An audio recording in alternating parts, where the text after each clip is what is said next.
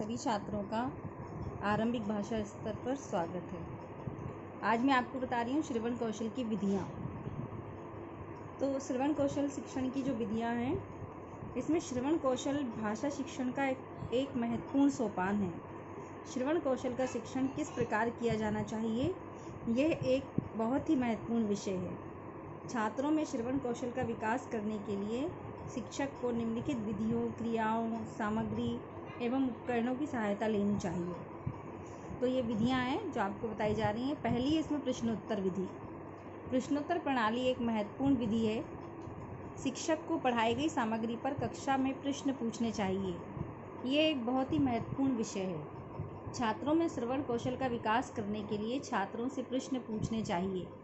प्रश्न पूछने से छात्र सावधान हो जाते हैं तथा शिक्षक की बात को ध्यानपूर्वक सुनते हैं।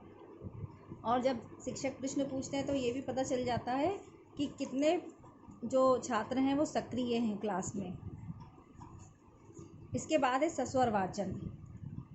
सस्वर वाचन में शिक्षक द्वारा किए गए आदर्श वाचन से छात्र शुद्ध उच्चारण, गति, विराम, चिन्हों आदि का ज्ञान करते हैं। शिक्षक को चाहिए कि वह छात्रों से अनुकरण वाचन कराएं।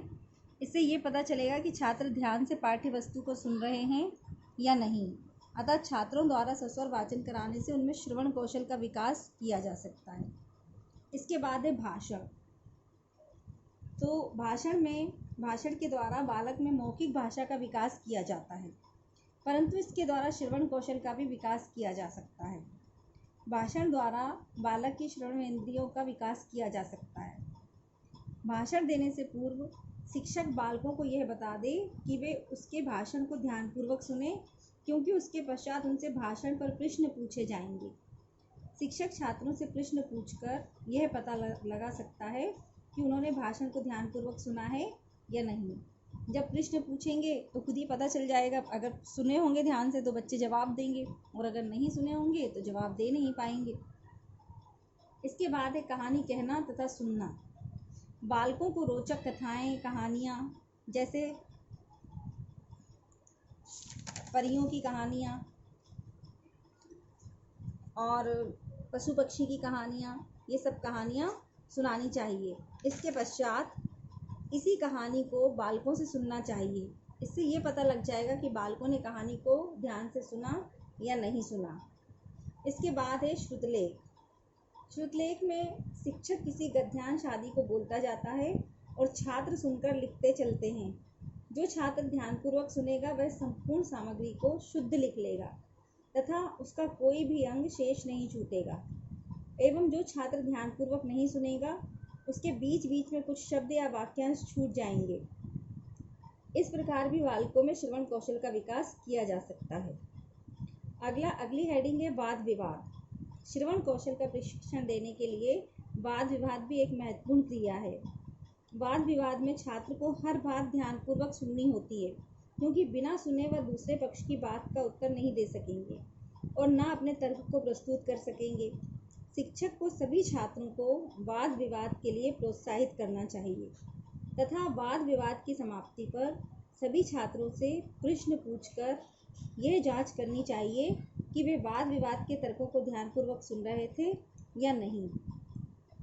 अगला और लास्ट पॉइंट है दृश्य श्रव्य सहायक सामग्री का प्रयोग। श्रवण कौशल को विकसित करने तथा उच्चारण संबंधी दोषों को दूर करने के लिए ग्रामोफोन, टेप रिकॉर्डर, रेडियो, चलचित्र, दूरदर्शन तथा वीडियो की सहायता ली जा सकती है।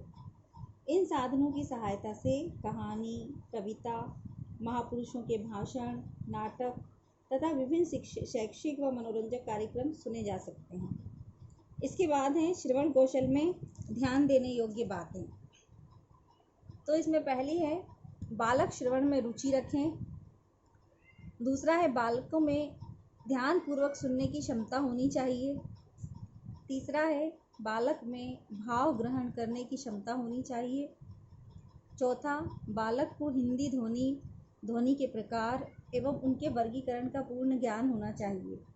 पांचवा, बालक की श्रवण इंद्रियां ठीक होनी चाहिए। छठा है शिक्षक का उच्चारण शुद्ध होना चाहिए। सातवां, आदर्श वाचन करने के पश्चात शिक्षक को बालकों से प्रश्न पूछने चाहिए। तो ये है श्रवण कौशल। श्रवण कौशल में ध्यान रखने योग्य बातें। इसके बाद अब आपका अगला टॉपिक कविता, कहानियाँ और लोकगीतों को लेकर होगा। तो इस वीडियो में इतना ही। इसके बाद अगले वीडियो में कविता और कहानियों के साथ फिर मिलेंगे।